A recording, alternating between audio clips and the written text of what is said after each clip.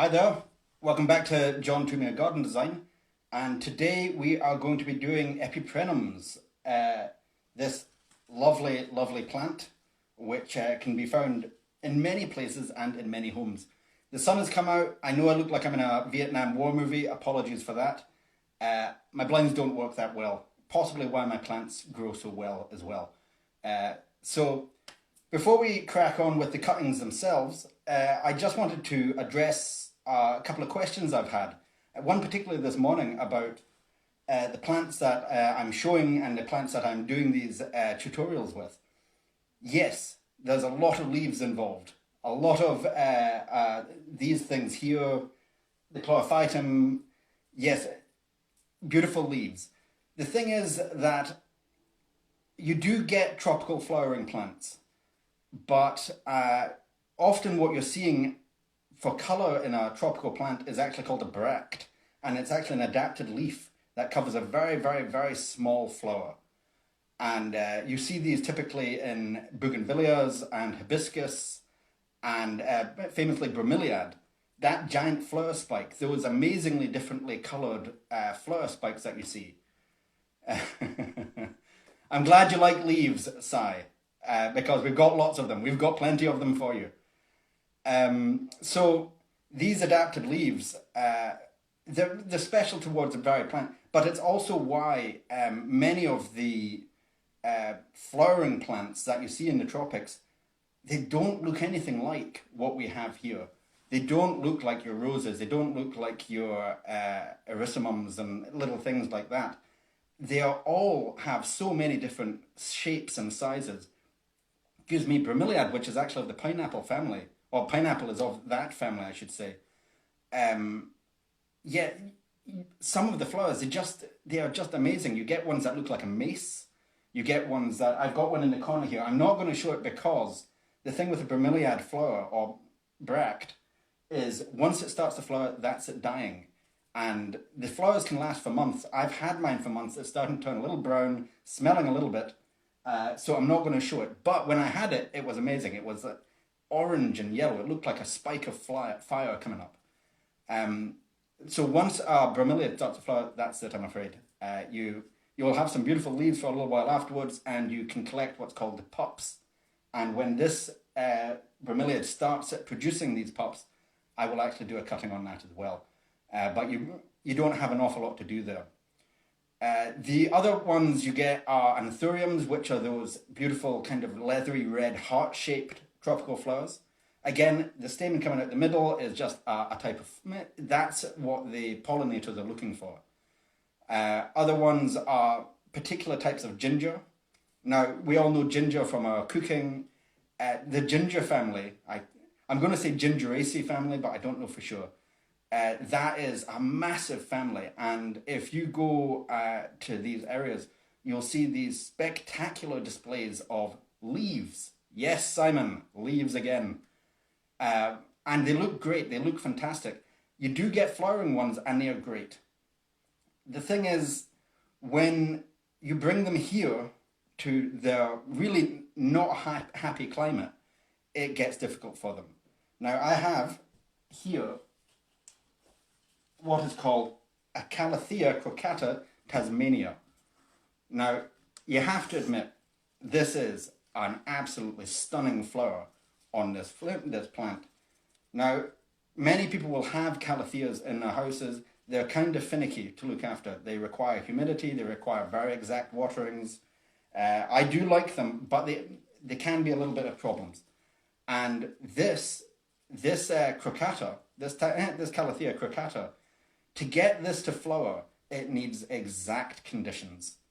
The people who have grown these, obviously I haven't grown this myself. I bought this some time ago. The flowers are only just starting to go back now. I've had this for many months, and it's the same flowers.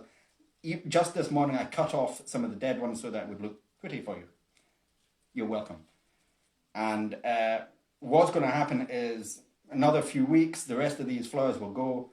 And you know what? I am actually going to try and get this to flower again.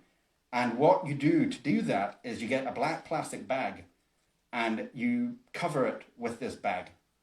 And you have to mimic its exact conditions. So I think I'm going to have to cover this plant in this bag for about 8 hours, maybe more, and then take the bag off and do that every day until next year, maybe March next year, where the flower spikes will begin again. It's a labor of love. That's what it is.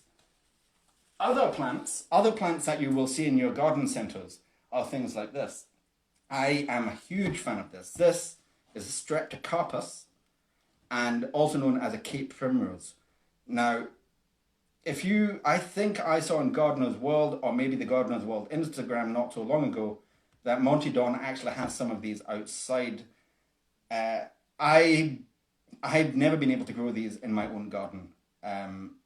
They do require a certain amount of humidity. These are native to South Africa. It's a type of primula. You might recognize the leaves. We're actually going to try and do some cuttings on this next week. I have some ready prepped. I just need them to get to a correct stage that I feel it's appropriate to take them on the next stage, and also to be able to show you the next stage. If it's not ready, we'll find something else to do a cutting on. But you have to admit, aren't these absolutely stunning? And again, these flowers will just bloom and bloom and bloom and bloom. So, okay, that's Streptocarpus. We are now moving on to the main show, Epipremnums. So, this is it right here again. This is a big trailing plant. It's native to French Polynesia, but you can find it in all of Southeast Asia now. And I believe it's naturalized in the South America and the Caribbean as well. In the West Indies, it's actually considered an invasive species. It has wreaked havoc on the natural ecosystems there. So you're not allowed to just plant it. It will just ravage your garden, because it is, these things here mean it will basically grow anywhere. This is actually an Epipremnum aureum, and if it goes back, yep, so it goes a certain golden color, hence giving it its other nickname of golden pothos, devil's ivy, and my personal favorite, because I've seen this, it's also known in the States as a dorm plant. Students are frequently given this because it's almost unkillable. Unless you drop it on its head, you know who I'm speaking about if you're watching, you can't kill it. It just goes on and on and on. A little bit of humidity, it likes a bit of shade, it also likes the sun. And these are great. Also, just from a personal point of view, for all of you guys, don't know if that works, the phrase, we'll see. It's a fantastic oxygenator. This is one of the top oxygenators that you'll actually get. So let's give this a shot. All right, did I mention everything I need to? Yes, I have. I have a hastily written up script at the back here. We're going to see. So we're going to take it from this long strand here. Now, it is going to break my heart because I love it when they start to trail. But I have plenty of these, and I'll have some other ones that I'll show you in the different stages as well. But we're going to take the cuttings from here. So we all remember what the rules are here. We've got the two different knives here. We're just going to be using the flat one today. I have only 2 minutes ago doused it in boiling hot water, so it's sterile, it's clean. I've not sharpened it today. I sharpened it just last week, so it will be absolutely fine. But those are the rules. Clean, sharp knives. Okay? All cuttings, clean, sharp knives. So, here's the plant itself. Let's try not to knock it over. Alright, so these bits here, this is where the roots are going to come from, okay? Maybe you see these in your garden centers trailing up almost like coir beams.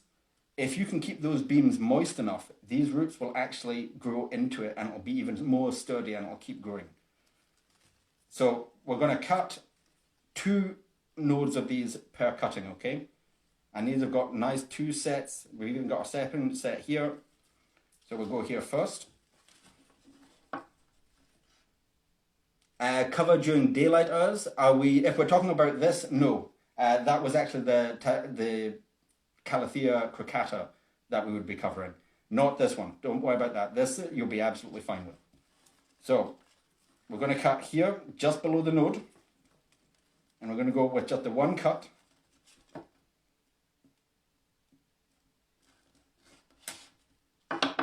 They are slightly thicker leaves, okay? So we're going to take off this leaf as well. We want all the energy going towards the roots. I'm going to leave these 2 leaves, they'll be fine. But we're going to take off, sorry, took up the wrong knife there. So here, and I know the comments are in the way, but if you fancy re-watching this video, please do. There won't be any comments there, you'll be absolutely fine. So hopefully you can see what's going on here. I'm just cutting it at the leaf here. You can try and pull the leaf off as well, but they are quite firmly attached. So we're going to put it into water today. These are cuttings I've got already. This is just clean water. So we're going to put it in. You want both sets of nodes in the water, just like that. Right? So we're going to take another one.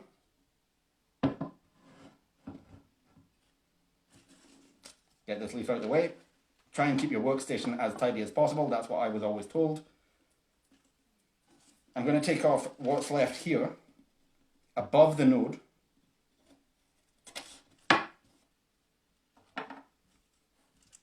All right, next cutting.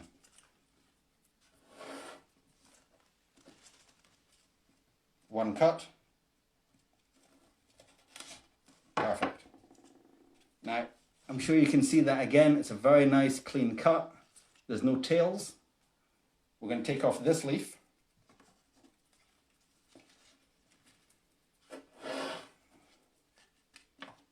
Again, if anyone has any questions, please just ask and I'll see if I can get to it.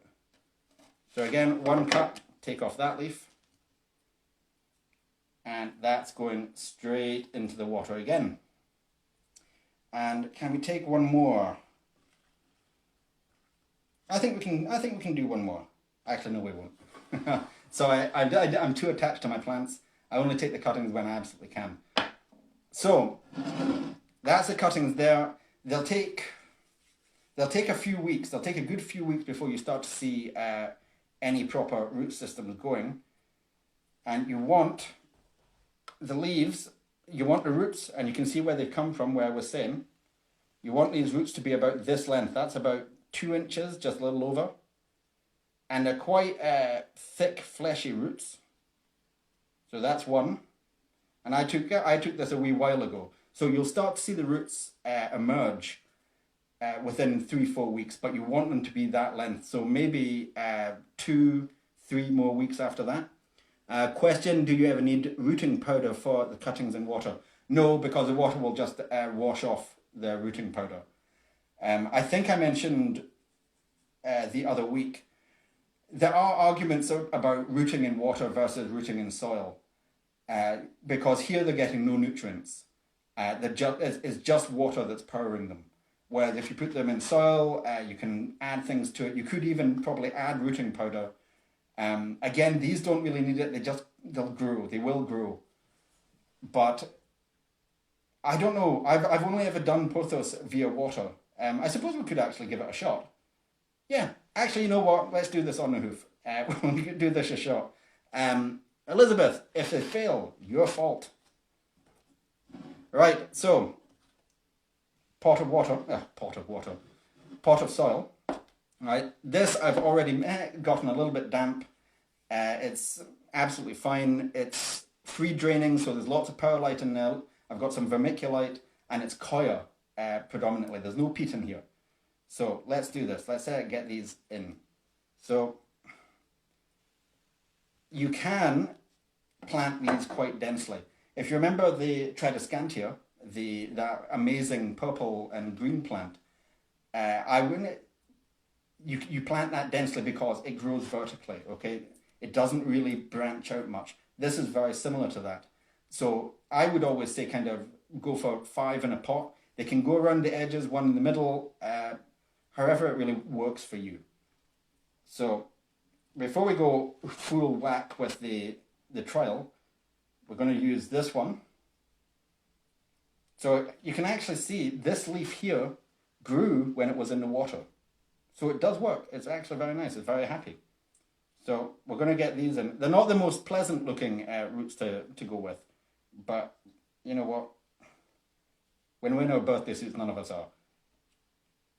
All right, so you want to make these, the roots are quite stiff. They're not like some of the other plants you see, like Tradescantia, where it's very thin, fibrous roots that kind of quite easily break off. These are quite tough, okay? Even though they look quite delicate, they really aren't. So you need to kind of really get them in here. And don't worry, they're not going to snap. Okay. Get the other root in there.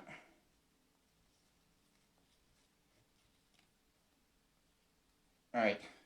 So that's the first one in. And I've tapped it down so that's actually firm in there, as you can see. Let's do our little experiment, which is this one. I literally just took this 3 minutes ago. So we're going to put that just next to this. But again, you really want to get those roots and those nodes into the soil, okay? If the root isn't in the soil, it's not going to grow. Or if it's not in the water, it's not going to grow. They just don't like that. It's just not going to happen. So we're going to put one more in the pot. See again, so this is one I took about 6 weeks ago.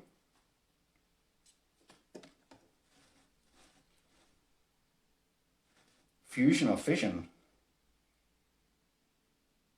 Not entirely sure what's going on there. So I really am doing the whole Vietnam War veteran thing at the moment. Apologies for that. If it helps, I can barely see anything either. I have done these cuttings for quite a while though, so I mean, I'm pretty optimistic that I can get this done. So next one. I'm just bending the roots down so that they go into the soil. And it looks like I'm being quite hard, but honestly, it is genuinely okay. They will be totally fine. Right, we still have a little bit of a root kind of poking out here. We don't want that. Okay. Later, I may actually add just a little bit extra soil in here to make sure everything's okay. So, quick spray. And that's it. That's the potting, that's the cutting done. So that's what it is now. This is one I took about 3 or 4 weeks ago. So you can see, grown again, exactly the same. There's 3 in here as well. So that's the next stage. And then, this is one I took about 3 months ago. And you can see it's trailing, it's looking great, it's looking beautiful.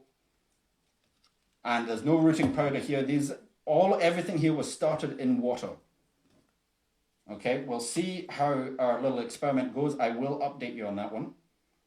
And I think that's about us for Pothos, or Epipremnum, Devil's Ivy, or Dawn Plant.